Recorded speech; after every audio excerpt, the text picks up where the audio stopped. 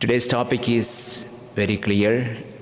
It is easier to build up the child than to repair an adult. Building up the child is not that easy, you would say, because you are the ones who are doing that beautiful, glorious, marvelous task of building up the children. So it's not that easy, but then it is easier than repairing an adult. To repair an adult is not that easy. So comparatively, building up the child is easier. That's the meaning of the saying. It is easier to build up a child than it is to repair an adult. I reflected quite some time on this topic last week, the parent-child relationship. I was introspecting my own experience at my own family, my home, how my parents took care of me and how indebted I am towards them. Not because they were perfect, they had their own failures and shortcomings. I am indebted to them, I am grateful to them because I know that they loved me all the time. Maybe sometimes they made mistakes, they have had failures, but then no matter what they did or said, I know they loved me. They were successful in building up that relationship with me. So that is very important, I understand. If you have the right relationship with your child, it's not what you say, what you do, going to affect them. How they perceive your saying and your doing is going to affect them. So this perception of the child comes from their experience of you as a loving father or a loving mother, or not so loving or not so a father or mother. So the parent-child relationship, I would say PCR, just for making it easy. This PCR, parent-child relationship, is qualitatively a different form of relationship from all the other relationships. We have many relationships. Our life is a web of relationship, we say. We have relationship with our brothers and sisters, relationship with, the friends, relationship with the spouse. All these are relationships, but then the parent-child relationship is very unique and it is very different qualitatively. And parent-child relationship develops over time. There are various factors influencing this relationship. The child characteristics, the parent characteristics, and the context of the family. So all those things are influencing the child-parent relationship or parent-child relationship. There are also certain risk factors in building up the relationship. These risk factors can be either residing in the parent or in the child. So there are certain risk factors that are unique to parent-child relationship. So the relationship processes involved may be depend on where it resides. Is it with the child or is it with the parent? Risk factors in the child could be the developmental disability, prematurity, child developmental delay, or child diagnosis of ADHD, attention deficit hyper disorder, hyperactivity disorder, or behavior problems. Sometimes this ADHD is not diagnosed, and then we expect things from our children in the normal way, and they struggle in their life. They are not able to give us that result that we want from them. So undiagnosed ADHDs are numerous. There are so many who struggle with those things. So all these are factors that can interfere with our building up our relationship with our children. On the other hand, there are risk factors in the parent. The parent also has characteristics and uniqueness. Suppose the parent is suffering from any form of psychopathology, any mental illness or mental disorder, that can affect the child's relationship with the parent. Suppose the mother is suffering from depression. It is not at all easy for the child to develop a healthy relationship with his mom unless this child is instructed and told, your mom is having a real issue. You have to understand. Sometimes she may be behaving in a way that you don't like, and it is coming from her illness. So most of the time the children are unaware of what is happening with the parent. All that they experience is this yelling and this aggression, and they are confused. They come to conclude, my mom doesn't like me, my dad doesn't like me. So these diseases of the parents can affect the children and the relationship with them. Addiction of the father. Suppose the dad is addicted to alcohol or drugs. He cannot be there for the child. And the child will wonder why my dad is absent in my life. So this particular problem that the dad is facing is going to affect the relationship with the child. And sometimes it's not the illness, but it's a lack of commitment. The father or mother, dad or mom, is not committed to their responsibility towards the children.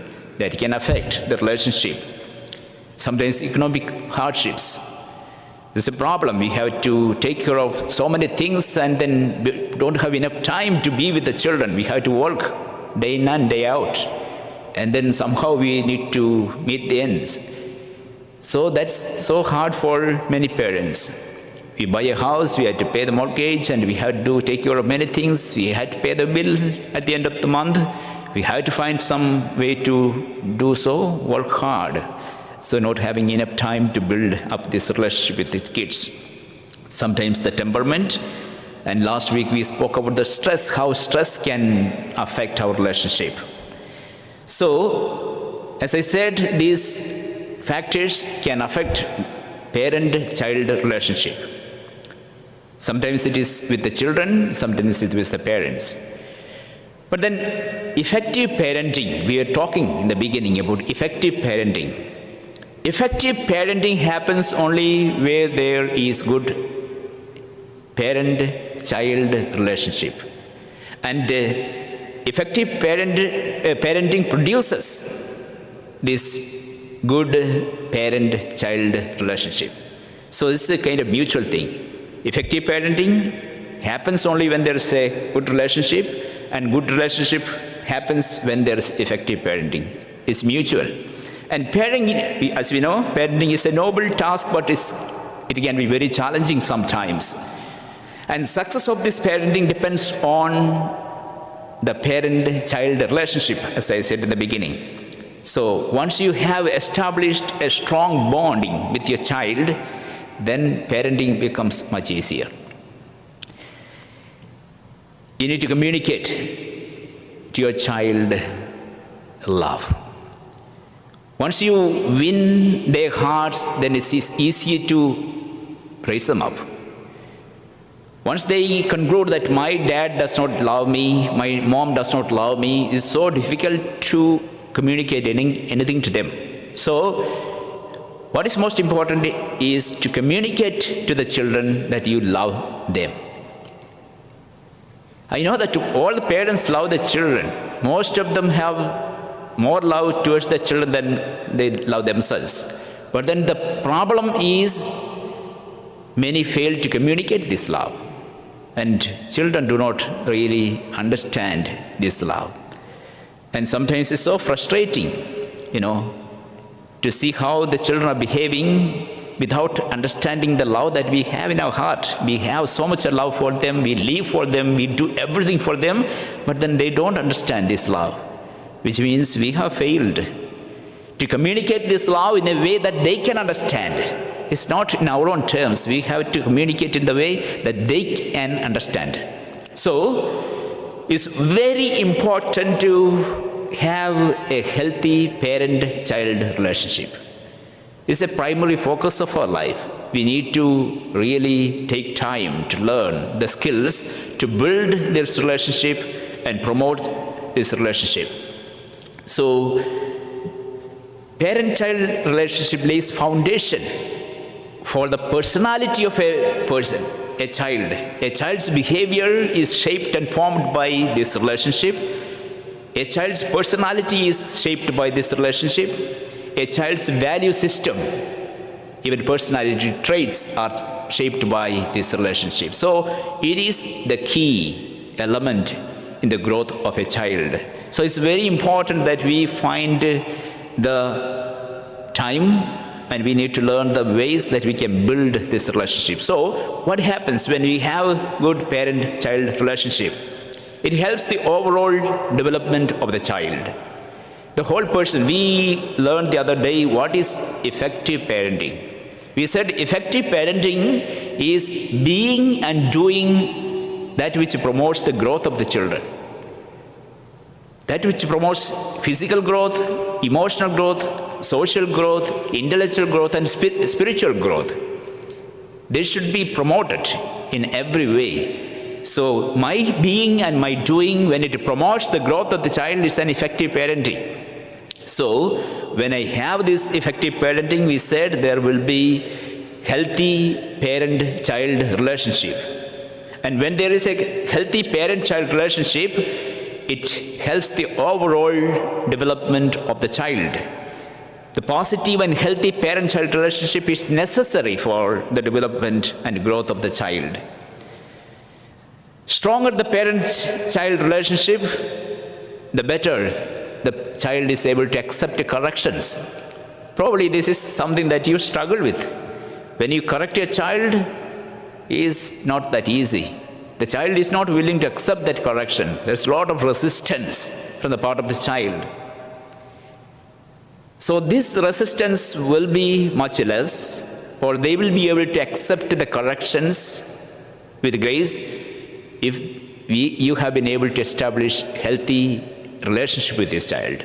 So parent-child relationship is very necessary element if you want experience, if you want acceptance or correction from a child. And also, when you have healthy parent-child relationship, it also helps them to build other relationship, healthy relationship with the peers. Children with a healthy relationship with their parents are likely to establish positive relationship with the people around them. And they can establish secure bonds and friendship with the peers. So that's one thing. Their relationship is going to be defined by the way they are related to you.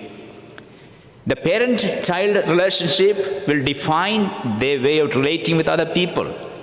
If they have a trusting relationship with you, they can trust other people.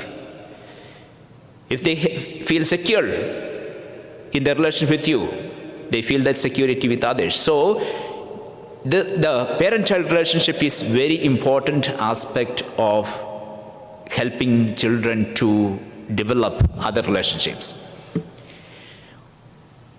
Parent-child relationship also helps the children to have emotion regulation. You know what is emotion regulation? Regulating the emotion. Sometimes children have difficulty in emotion regulation. They cannot control the emotion. They can't contain the emotion and they can't control the emotion. They just burst out of situations, they burst out in anger. Impulse control disorder. Some children have impulse control disorder. They cannot control the emotion. They don't know what they're doing when they are emotionally charged. So that is coming also from disruption in parent-child relationship. So when you have a better parent-child relationship, children are able to control the emotions better. So they have better emotion regulation, and it helps them to establish positive social behavior.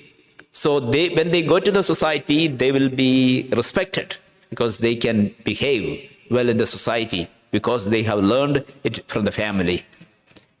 And there was a study by Elizabeth J. Keel and Anne E. Colomaris. They made this study on fathers' influence on this emotion regulation in children. If the dad is having problem, very aggressive at home, yelling all the time, using drugs or alcohol, this is going to affect the emotion regulation of the children very, very drastically. So father's influence is so much in the emotion regulation of the children. So emotion regulation develops from within the parent-child relationship. So it's so important to have this parent-child relationship so that children can have emotion regulation. There are some cultural aspect of this, expression of emotion. So a culture also influences the emotion regulation of the child. For example, spanking a child is seen differently in different cultures. Maybe 40 years ago, 50 years ago in India, spanking a child was not a problem. That was considered to be the normal, raising children, normal way of raising children, correcting children. So this punishment were not seen as some torture or some abuse. But then today, suppose you said the same thing here, United States is going to be a different story altogether. So you see the difference there. Some of you have been receiving such a treatment from your parents. Some of us have received such a treatment from our parents. Spanking, we all have received probably. I have received. You probably have received. We don't feel that my father hates me or my mom does not like me. I don't feel that way. Even when I was punished, I knew my dad loves me because I live in a culture where everybody else will come and say, I also received the same thing from my father. When I go to school, I get it there. So it becomes part of the culture. So there we don't judge this as something negative altogether. Why do they punish me? I know that they love me. They want to see me improve. Why my teachers punish me? Because they want me to study better. That's the understanding I had at that time. So the culture plays an important role. But then now things are different. Now what happens, some of the parents I have heard, so I was treated this way and I am doing well, so why can't I treat my child the same way? It will not work now. That's a tragedy.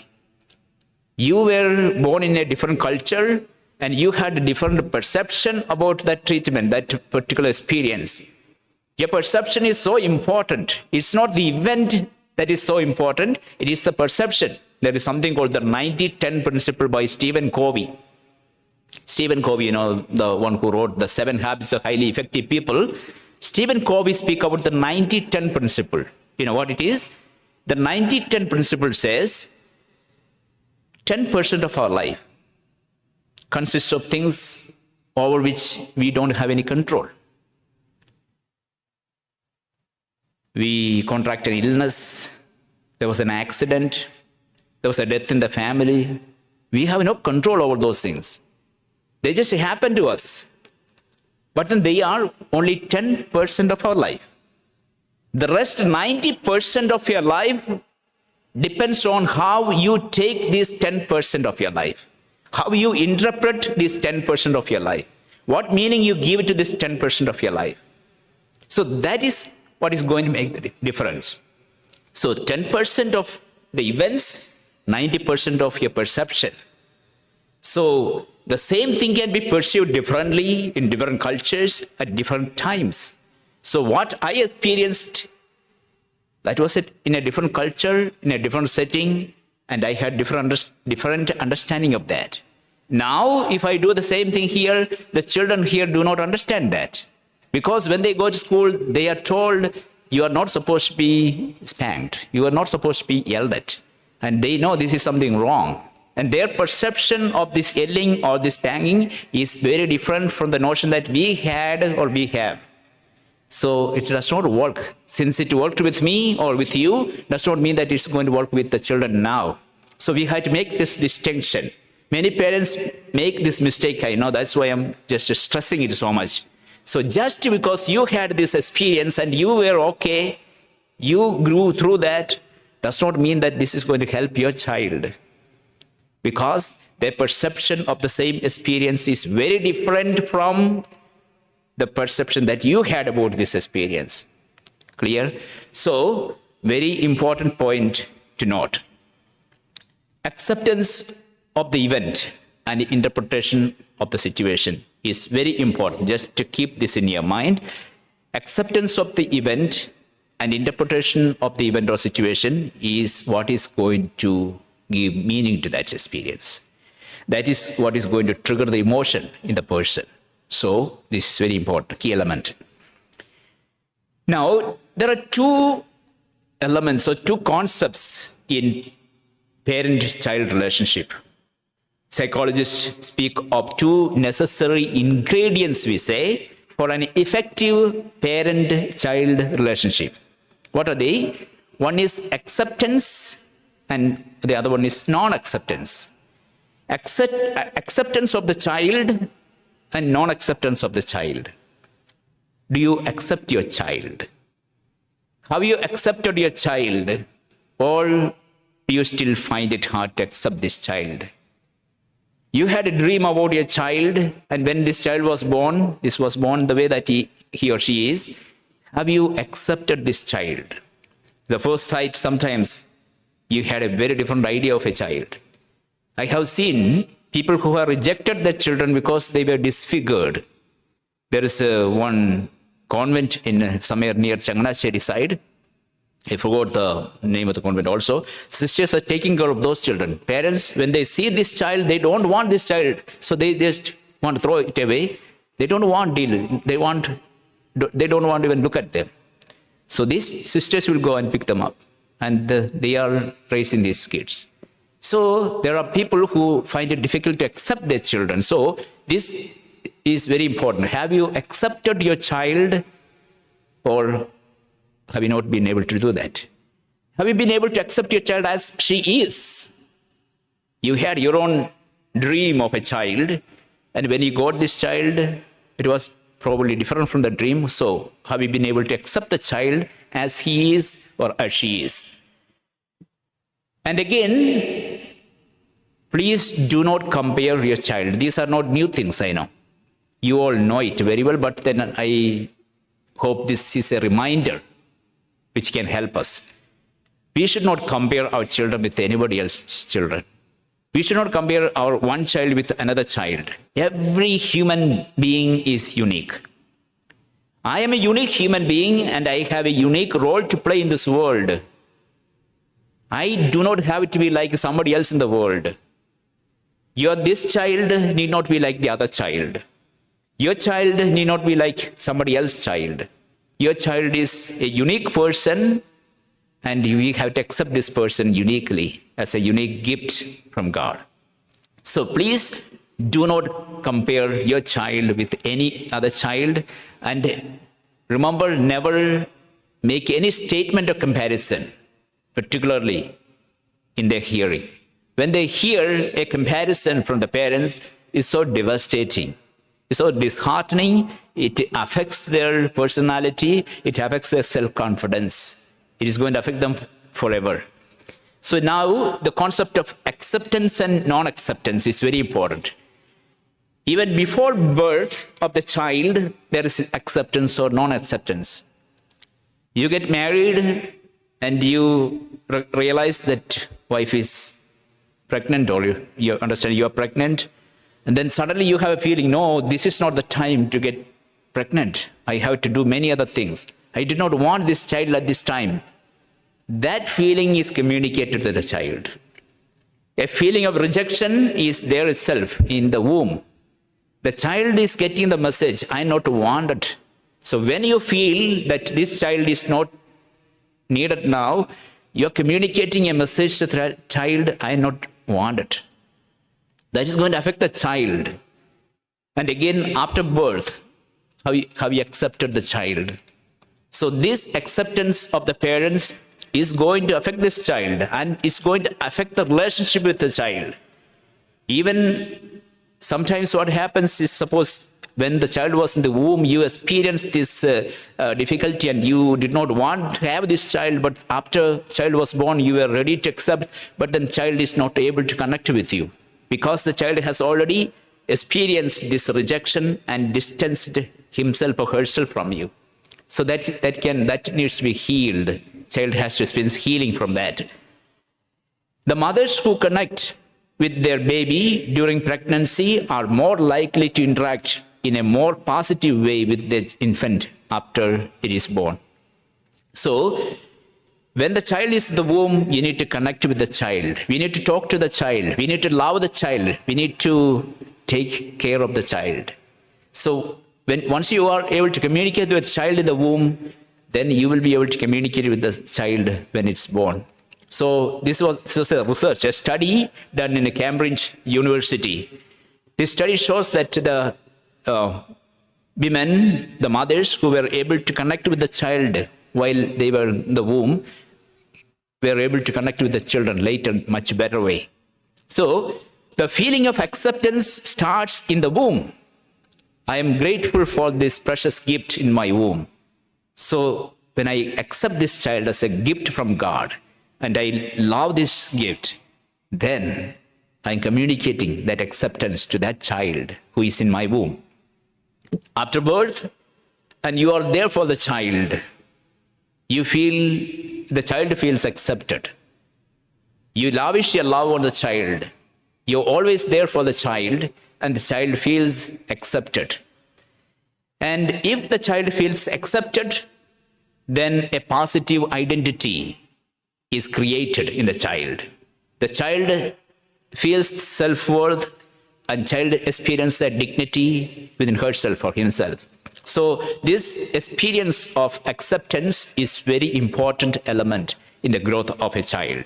If not accepted, what happens to the child? It affects the identity of the child. The child thinks that I am not wanted, I am not important, I am not worth, I am not lovable, and nobody loves me. And this is a feeling many children have, unfortunately, my friends. So they don't feel accepted so much. They don't feel loved. May not be because you don't love them. Maybe because you have failed to communicate your love in a way that they can understand. So that's why. So they become aggressive sometimes. They have social problems. They have behavioral problems. They become sometimes a headache for the family, parents. And sometimes as they grow up, they get into drug addiction and problems in life. Various kinds of unhealthy behaviors they engage in. So this feeling of acceptance is the basic, is the foundational. So it's very important that we communicate acceptance to our children. So acceptance of the child is the most essential ingredient for parent-child relationship. We accept the person. Sometimes children make mistakes. We don't accept their mistakes. We need to distinguish between the child and the behavior. I don't approve of this behavior, but still I accept you. Excuse me.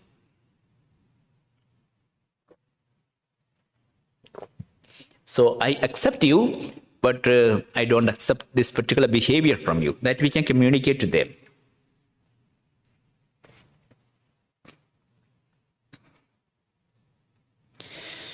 So this acceptance is not only in child-parent relationship, it is also in any relationship.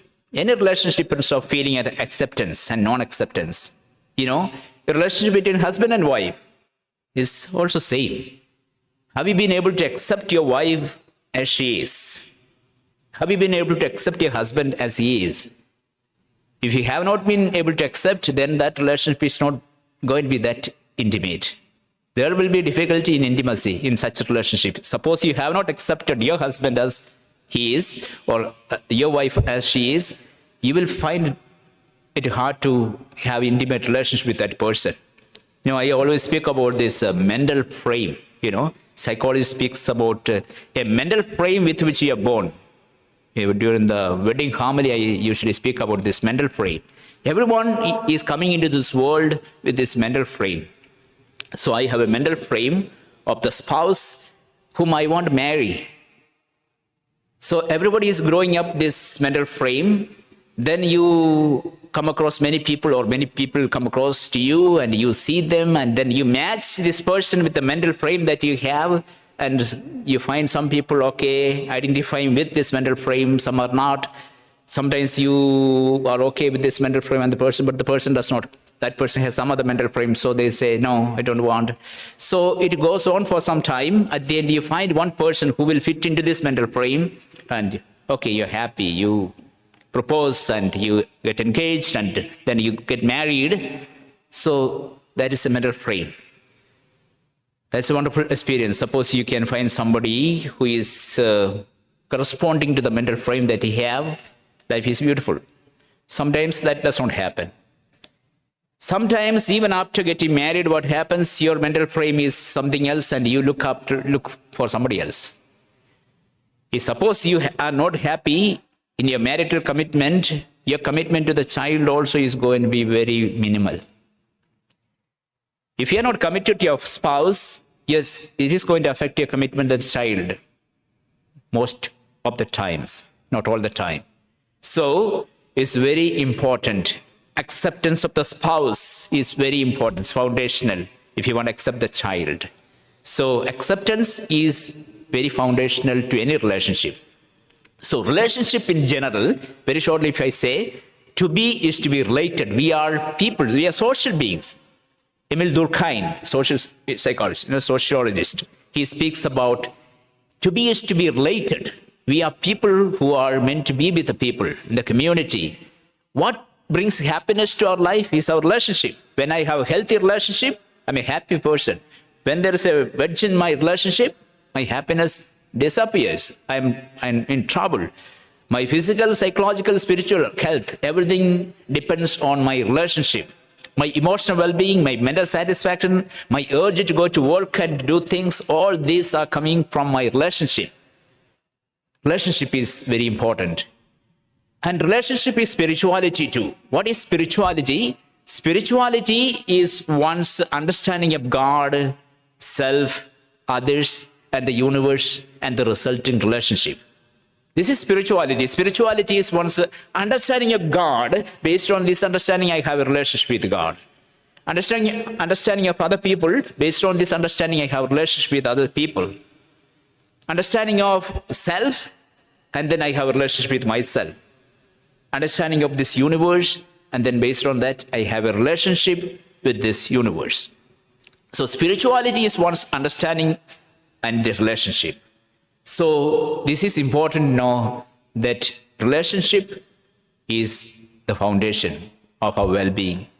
Relationship is spirituality. Relationship is the foundation of our physical well-being. And the longest lasting social relationship is parent-child relationship. You know, the Kira Burdett says, the parent-child relationship is the one of the longest lasting social ties human beings establish. We have a different relationship, but then the longest lasting is between a child and a parent. Before the birth, parents had a dream of a child. This relationship started even before this child was born.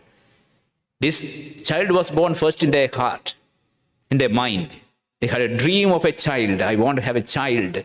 So it starts there. This relationship with this person starts even before this child was born. Even after the death of the parent, that relationship continues. Just because our parents die, our relationship does not die. It continues. We still remember them, we pray for them. So it's the longest lasting relationship. Parent-child relationship is the longest lasting social ties in the world. So parent-child relationship involves expectations, behaviors, thoughts, feelings, and emotions. A lot of things are involved in this relationship. There's a lot of happiness, there's a lot of joy, sometimes there's hurt and pain. All these are part of this parent-child relationship. Now, how does an accepting parent look like? The other day we were speaking about alpha parent. I am going to come there also a little bit. So accepting parent is an alpha parent. Who is that? A person with inner security. A person with inner security. I'm very happy within myself. I feel good within myself. I'm happy with myself. A person with inner security. I'm not threatened in the presence of others. I'm not afraid of situations because I have integrity and I'm happy within myself. High tolerance level. There are some people, sometimes we hear people talking, I can't stand this. That is a very low tolerance level. I can't. Who said you can't stand? If you cannot stand, you would not be standing there. You are standing and you are yelling. You can stand, only thing you don't like it. Make it a little lesser. Instead of saying that, I can't stand this, you say, yeah, I don't like it, but then, I will survive. So, high tolerance level. Also, they like themselves. They love themselves. They have positive self-image. I'm good. I'm a temple of God. I'm a beloved child of God. I have a positive impression of myself, positive self-image. I have positive feeling and also feeling independent of what is happening around. So something little goes against my plan, already I am upset. No. Things will go on, but I am composed. I can deal with it. Yeah, it's not the best way it's going now, but I can handle it. I can deal with it. So that kind of confidence is very important. So accepting parent is like this with inner security.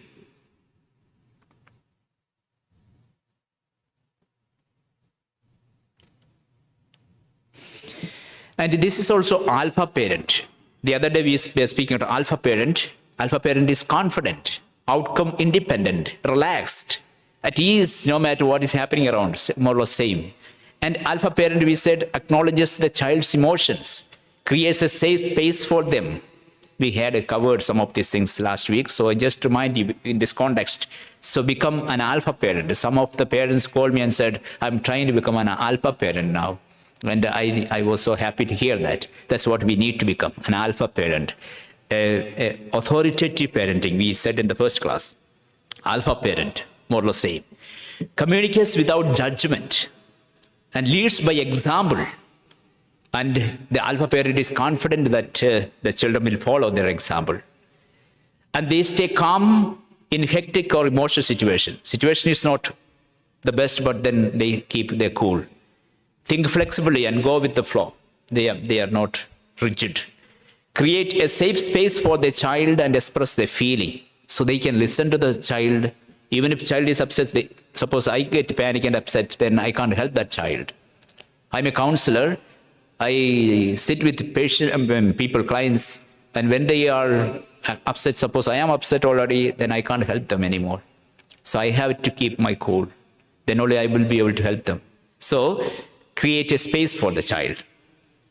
Alpha parents do encourage their child to express themselves. So we need to ask open-ended questions to children sometimes. When they come from school, we need to find time for them. We need to ask open-ended questions. What's an open-ended question? Suppose I ask you, did you have a good day? That's a closed-ended question. Yeah, I had a good day. Over. Conversation is done with that. Instead, I ask them, tell me, how was your day today? Then there are many things to say. Maybe sometimes you can start with a closed-ended question, but then go from there with an open-ended question. So you are there for the child. Instead of just fulfilling your duty, how was your day? You had a good day? Okay, glad to know that you had a good day. Fine. No. How was your day? I am here for you. I have time for you. I am here to listen to you. Would you like to tell me something today? So availability there. So alpha parents understand the mistakes are inevitable part of this growth journey. Children make mistakes. Everybody makes mistakes, so then they are not threatened by the mistakes. They encourage their child to come up with the possible solutions. If you focus on the problem will increase. If you focus on the solution will increase. There is a therapy called a solution-focused therapy. This is the gist of that therapy.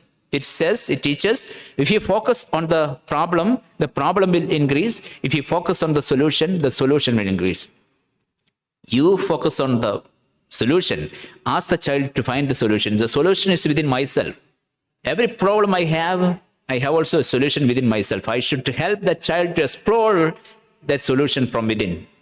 I should provide an environment where the child can explore himself and bring out this solution. So that is my duty as a parent. So alpha parents do not lecture or nag children. They don't react with the frustration. They don't argue with the child or with the co-parent. They don't hit or shame or verbally abuse the child. So some of the things I just want unaccepting parents are very rigid, very arrogant, rude, disrespectful, very negative view of self and others, highly critical of themselves sometimes, highly critical of the spouse, also highly critical of the children. It's so difficult to live with such people. Those of you who have experience will agree with me. So it's not easy to live with a person who is negative, all the time negative, very aggressive, very irritable, and there's nothing good in anybody. It's very, very, very irritated. So it's so hard to live with such people. Sometimes I wonder the patience of certain people who bear with such situations. So if that is my nature, I need to work hard on that. Instead of making others suffer, I need to seek help. Maybe you are suffering from depression. All your aggression and all these things are coming from your illness. It's not because you are a bad person you are feeling this way. Suppose you are irritable all the time, you are negative all the time, you seek help, my dear friend, so that you can have a better life and others in your family can have a better life. So instead of being negative and irritable, seek help and you live a better life. So acceptance and non-acceptance, we said, depends on the child and the parent, both. Child also sometimes can be negative. And this feeling of not accepted makes the child negative also. They don't want to connect with the parents anymore. They have a dislike and they are very unfriendly with. Now, acceptance brings warmth and love. Feeling of acceptance leads to warmth and love in the family, and the healthy parent-child relationship brings happy children. Healthy parent-child relationship brings happy children. So what we need to do, some of the things, there are many things, but then a few things we can cover today. Express love. This is very important. Everybody knows this, but many people don't do this. Express love. I have so many experiences coming to my mind. Lack of expressing love, so many problems came. Divorces have happened because they failed to express love. Once somebody asked me, why couldn't she understand how much I loved her? I lived for her and I loved her more than myself, but then she could not understand it. She left me and went away. This man loved this woman, but then failed to express that love in a way that she could understand. So express love. Constantly express your love for your children. You need to tell kids in an understandable way that you love them. It's not enough that you go and work hard for them and you earn for them, you take care of them. All these are because of your love for them, but they need not understand that way. You need to tell them they should feel loved. And in growing up, you need to let them know. You need to let them know when they are very small. Before, when they are 3, this love should be communicated to them. They should feel confident. My parents love me. And again, many things we can teach them till the age of 7. Afterwards, not too many things we can teach. So before that basic formation is taken place. Even in disagreement, you should express love. Suppose the child does something not very good. You don't agree with this particular behavior, as I said before, but then even now, you need to express your love towards this child. Yeah, amidst disagreement and misunderstanding, I love you. In spite of all your weakness and failures, I love you. I need to communicate this love. Yeah, I don't approve of this particular behavior, but then I love you as a person, as my child. So give them attention, another thing. Express love, another thing is give them attention. We are busy, most of us are busy, and our busy schedule sometimes does not allow us to spend enough time with our children. But then it's very important to give quality time with our children. Playing together, eating maybe snacks together or watching TV together, simply sit down together, simply talk, simply play, engage with them. It's a commitment, I know. It's not easy after the whole hectic work at office. We need some time off. We need some peace. I know. Somebody told me recently from this parish, he used to take pictures, photography. He said, I stopped that. I asked why. He said, I'm working Monday through Friday. Weekend is the only time I get to be with my children and my family. So if I go for photography almost every weekend, I'm busy with that. So I can never be at home with my children and my wife. So I decided to stop photography so that I can spend time with my family. And it's very important. It's very important. I think that's a wonderful thing. We all need to remember. So spending time with your wife and with your children, that it cannot be replaced with anything else. You make some more money and bring them and you buy a bigger house, it's not going to replace or substitute what you're missing there. So this is very important. Pay attention. And develop family rituals. Developing family rituals. What are these rituals? Some practices. Because being there all the time, what are you going to do? So I'm with my wife and children every day, same face, sitting there, get tired? No. We need to develop certain rituals. We need to develop certain family rituals while we are there at home. So family rituals will communicate to the children that you are available. You are there for them. Your availability is known to them. Many things you do, some of the things are very silly, but then you are available to them. I have my dad, I have my mom for me. So this is communicated. And again, family prayer. There's no need to stress on this. The family that prays together, stays together, all the saying, we need to find some time to pray together. This is something not only for you, this is modeling a behavior. You give so many things to your children, but if you don't impart faith, you're not doing much good to them. So suppose you can spend at least some time sitting together and praying. Even if children do not always attend, this is a value in our family that we spend time together in prayer. And this is a value you will impart to your children. They will observe. They learn by example, not by what you tell them, not what they hear. So family prayer is very important. And also sometimes bedtime reading. You read something to them before they sleep, something nice. Some nice practice, family rituals, reading some Bible, reading some good stories, reading some sayings. All these are going to help the children grow in various ways. Eating meals together. We all know these things, I know. You may be wondering, why am I repeating these things?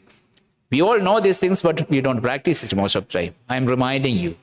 Because these are the basic things that can build families. These simple things, when you take out one by one, we are shattered. We don't have the thing. The family is all these things together, eating together. And while eating, please, let's make sure that the TV is off. Yeah, sometimes so that's the only time that we have for watching TV.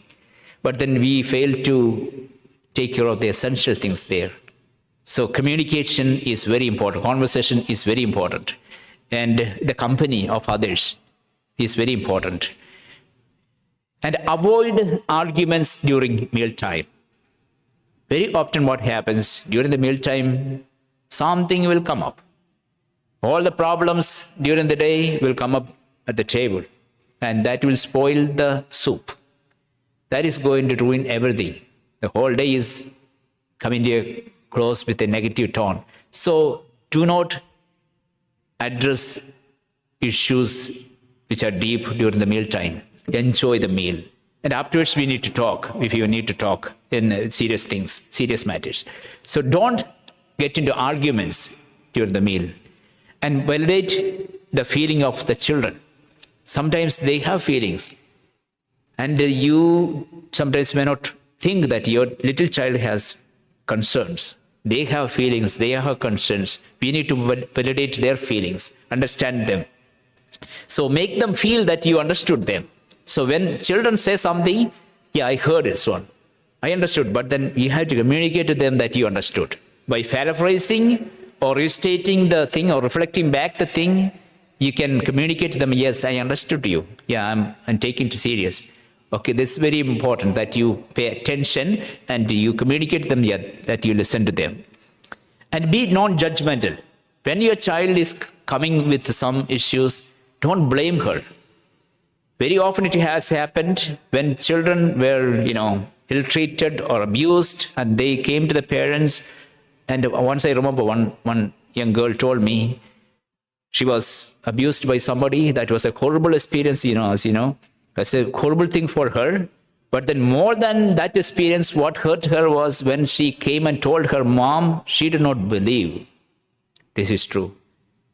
She did not take it seriously. She did not believe this is true. And she said, that hurt me more than the event itself. That event was horrible. I could not bear that. But then when I told my mom this is done, the mom's brother, her own uncle only abused her. So now when she was telling, uncle did this, mom could not believe my brother can do this. So this girl said, that is what shattered me.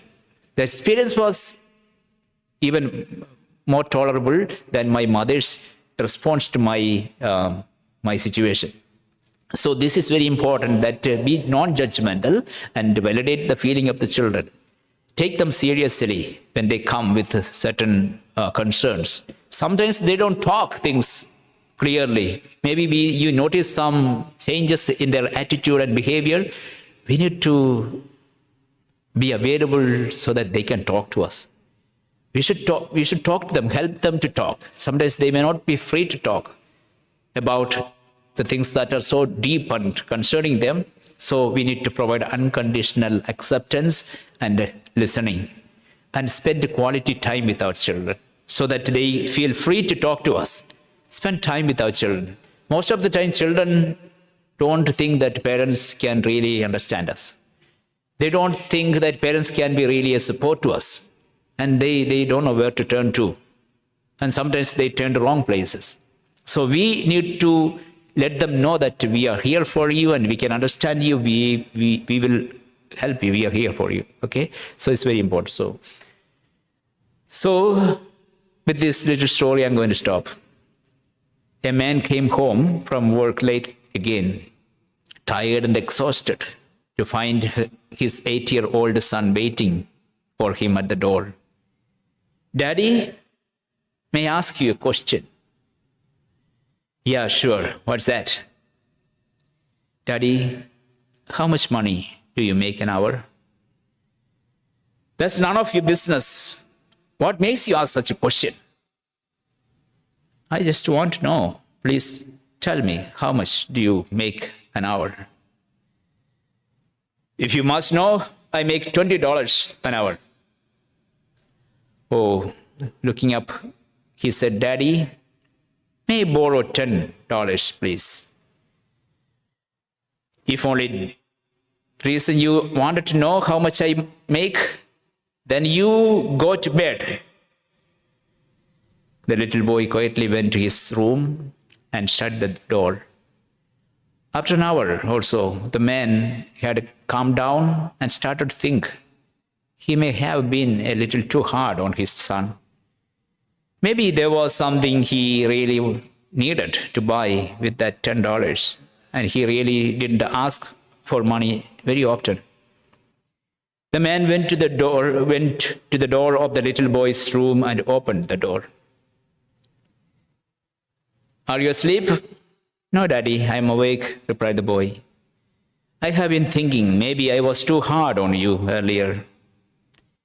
It has been a long day and I took my frustration on you. Here is $10 that you asked for.